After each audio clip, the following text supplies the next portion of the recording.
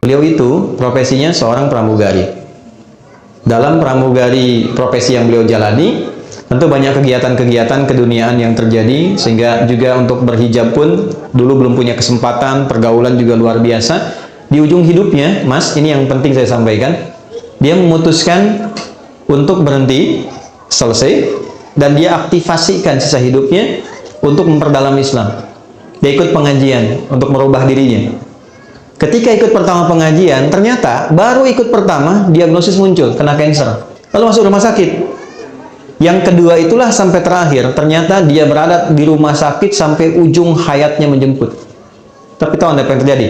Ketika saya datang takziah, yang datang itu ibu-ibu pengajiannya, teman suaminya dari jamaah subuhnya, teman-teman lingkungan masjidnya, sedangkan teman seprofesinya belum bisa datang, di malam itu hanya mengirimkan bunga. Saya sampaikan dalam takziahnya, ini luar biasa cara Allah memuliakan hamba ini. Allah berikan sakit sampai ujung hayatnya. Satu, supaya mengisolasi dia dari kegiatan-kegiatan sebelumnya yang sudah dilakukan, sehingga dia fokus untuk bisa menyebut nama Allah saja dalam hidupnya. Setelah dia berubah menjadi orang baik, setelah cukup baginya kemudian beribadah, Allah jemput akhir kehidupannya di tempat dia terisolasi, sehingga dia tidak berbaur lagi dengan yang lain untuk berbuat sesuatu yang menyimpang dari kehidupan sebelumnya. Maka apa yang terjadi? Dijemputlah dia dalam keadaan yang baik, dosa-dosanya digugurkan, diberikan pahala yang kuat untuk dirinya, dan yang terakhir yang paling indah, bahkan dimuliakan dan diantarkan oleh tempat-tempat di lingkungan pengajiannya. Yang mau saya katakan apa? Semua apa yang Allah telah tetapkan, yang kita lihat sekarang itu cuma namanya saja. Sakit, kena kanker, kena tumor, macam-macam. Pada hakikatnya semua itu ujian hidup. Nah, semua bentuk ujian itu, apapun yang dialami, feel-nya pasti sama. Yang sakit misalnya divonis dengan kanker, yang baru dipecat dari misalnya pekerjaannya, sama-sama terasa vonis itu kan menyakitkan kan? Sama-sama terasa nggak enak ya? Sama-sama terasa gelap kan? Substansinya sama, diuji dengan nama yang berbeda, tapi dengan rasa yang serupa. Semua kita dalam hidup akan mengalami peristiwa-peristiwa ujian-ujian itu dengan dua tujuan. Supaya dalam perjalanan hidup itu, satu, kita bisa kenal Allah. Semua yang kita alami itu tujuan akhirnya untuk mengenal Allah. Anda belajar sepintar apapun, tujuan Anda diberi ilmu sampai sedemikian pintar supaya kenal Tuhan. Sampai kalau lihat langit itu kita tahu, oh betapa indahnya Allah menciptakan ini. Begitu lihat lautan, betapa luar biasanya Allah menciptakan ini. Kalau cuma kita sampai hanya menyimpulkan lautnya bagus, bintangnya bagus, itu baru luarnya. Belum sampai ke titik ilmunya. Itu ada di Quran, surah ketiga ayat 190 sampai dengan ayat 200-nya. Nah, dari kita mulai menapaki hidup, tujuan terbesarnya kenal Tuhan. Anda kerja sampai kaya, sampai punya harta dan sebagainya. Silahkan. Tapi kalau sampai banyak harta nggak kenal Allah, ada sesuatu yang salah dalam episode kehidupan itu. Nah, ada orang-orang yang dikenalkan lewat sifat sukacita, hal-hal yang cenderung disukai, dan bercita-cita untuk mendapatkan itu. Pintar, kaya, punya kedudukan. Ujungnya apa? Kenal Tuhan. Gimana caranya dengan harta itu kita dekat dengan Allah?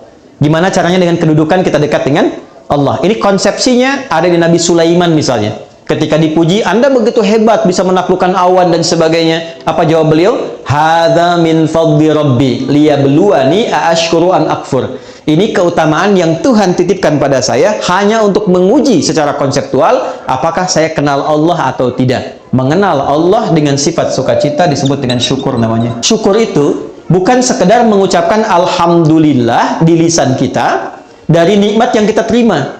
Syukur itu bagaimana kita mengolah nikmat yang Allah kasih kepada kita untuk menggunakan nikmat itu supaya lebih kenal dan dekat dengan Allah. Disitulah baru terasa nikmatnya punya Tuhan. Apa fungsi mata? Kalau cuma sekedar melihat, hewan juga melihat. Ayam melihat, kambing melihat. Mata kita ditugaskan untuk melihat yang baik-baik. Bagaimana taunya yang dilihat baik? Pelajari ketentuan Tuhan. Baru terasa punya Tuhan ketika dipraktekkan ketentuan itu. Kata Allah, jangan lihat, dipalingkan, baru kita merasa iman kepada Allah. Kalau nggak pernah kita ikuti, kita nggak merasa punya Tuhan.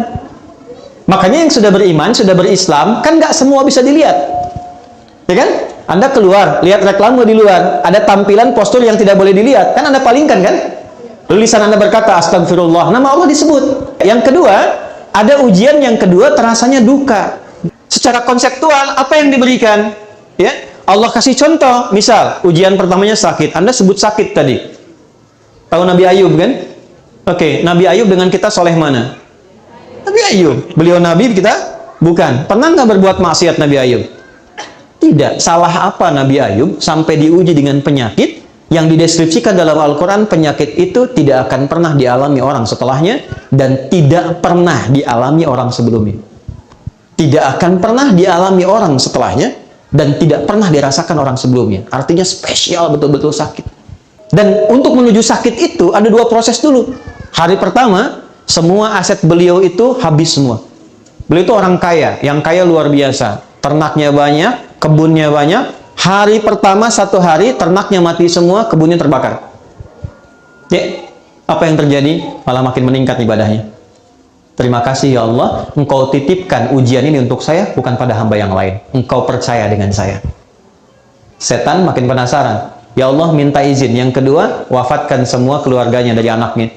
12 anaknya, hari kedua meninggal semua. 12 anaknya, meninggal semua. Terima kasih ya Allah, yang telah menitipkan anak-anak itu untuk aku rawat, dan selesai tugasku merawatnya, dia kembali kepada pemiliknya. Setan makin penasaran. Ya Allah, izinkan, berikan ujian sakit yang tidak pernah dialami orang sebelumnya, tidak akan dirasakan orang setelahnya. Apa yang terjadi? Malah nambah lagi ibadahnya. Sampai pada titik puncaknya. Nah, ini poinnya. Quran surah 21 ayat 83 sampai 84. Sampai pada puncaknya ketika beliau tidak mampu menunaikan ibadah dengan sempurna lagi karena makin dahsyat penyakitnya yang kemudian menerpa, maka keluarlah kalimat ini. Wa Ayyuba, dan pernahkah engkau belajar dan dengar kisah Ayub? Idnada rabbahu anni massani yadhurru wa anta arhamur rahimin.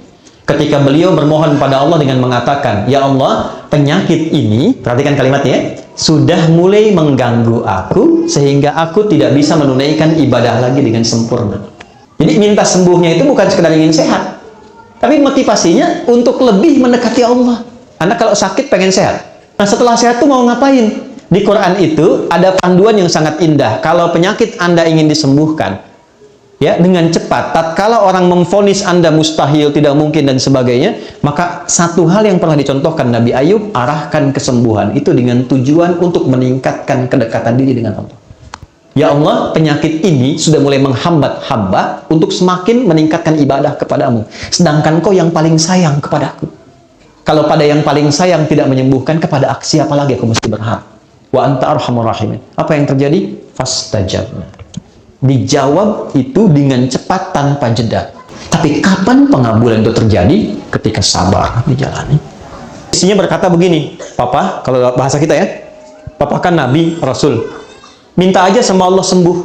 Nggak minta kaya, minta sembuh pasti dikabulkan. Apa jawab Nabi Ayub? Kata Nabi Ayub gini, Mah, berapa lama kita ini kaya? Ada riwayat mengatakan 70 tahun, ada riwayat mengatakan 20 tahun. Berapa lama kita sehat? 20 tahun. Berapa lama kita diuji sakit? 15 tahun. Nanti sajalah saat sakitnya sama dengan ujian sehatnya. Selama 20 tahun, baru aku minta kepada Allah. Aku madu, diuji sehat 20 tahun, diuji keberkahan 20 tahun, baru diuji sakit, sabarnya belum optimal, aku sudah minta kepada Allah. Nanti saja, kalau sudah sama ujian sakit dengan sehatnya, baru aku minta. Tapi ini bukan level yang kita harus tiru gitu kan? Tidak, bukan begitu maksudnya. Saya ingin tunjukkan bagaimana beliau mengelola implementasi sabar dalam kehidupan. Jadi ketika seseorang bisa melihat syukur dan sabar, dua anugerah yang ditampilkan untuk mengenal Allah, disitulah semua jadi netral. Ini yang dimaksud hadis Nabi dalam Sahih Al-Bukhari, ajaban li amril mu'min. Orang Islam itu kalau imannya sudah mulai meningkat, akan terjadi peristiwa yang mengagumkan. Apa yang terjadi? Jika dia merasakan senang, dia bersyukur. Jika dia diuji dengan musibah yang terasa duka, dia bersabar. Sehingga semua terlihat netral untuk mengenal dan mendekat kepada Allah Subhanahu wa Ta'ala. Makanya ada ulama yang biasa sakit. Begitu tidak sakit, dia nangis. Kenapa Anda menangis? Padahal kan Anda sehat. Saya khawatir ketika Allah tidak memberi saya sakit di pekan ini, Allah sedang meninggalkan saya. Saking pahamnya dengan esensi kehidupan. Jadi yang pertama yang ingin saya katakan, kita jangan simpulkan bahwa ayat Allah tidak mungkin menguji seorang hamba di luar batas kesanggupannya dengan menerapkan ayat itu kepada orang yang divonis penyakit tertentu dan terlihat kemudian dia berekspresi seakan-akan dia tidak sanggup menahannya. Kalimat yang kita jawab dengan itu justru kita balik. Maha suci Allah yang telah menitipkan itu kepada beliau dimaksud, yang belum tentu ketika diberikan kepada saya belum tentu bisa sanggup untuk menahannya. Yang diberikan kepada orang lain belum tentu sanggup menjalaninya. Diberikan kepada hamba yang ini karena dipilih dia dengan itu, satu, meningkatkan kesabarannya. Dia dapat peluang ibadah.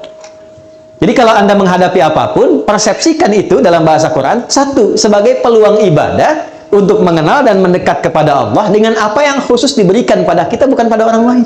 Mahal. Di situ kita sering berdoa kan?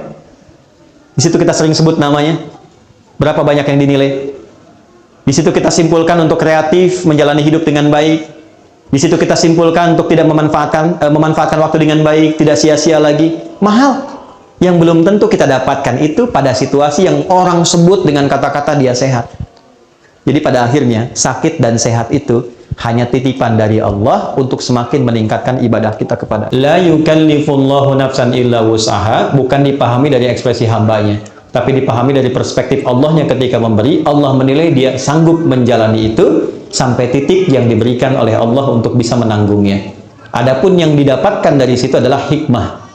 Jelas hikmahnya kemana? Karena itu gini, cara bersikapnya, diberikan oleh Allah apapun terima dulu. Cara bersikapnya itu, katakan pada diri kita, terima kasih ya Allah yang telah menitipkan ini kepada saya, bukan pada yang lain, karena engkau menilai aku sanggup menjalaninya. Setelah itu yang kedua, kenali Allah dengan petunjuk-petunjuk yang diberikan kepada kita lewat pemberian itu. Jadi kalau sakit, belajar hikmahnya tentang ayat-ayat sakit. Pelajari Nabi Ayub, Nabi Ibrahim ketika sakit bagaimana, ya. Dan yang kedua tadi yang ingin saya sampaikan, supaya kita bisa menikmati proses ikhtiar di dalamnya, sehingga mengumpulkan banyak pahala yang mungkin bisa kita raih, yang tidak ditemukan dalam kondisi apa? Sehat. Jadi semua netral terlihatnya. Allahu a'lam bishawab.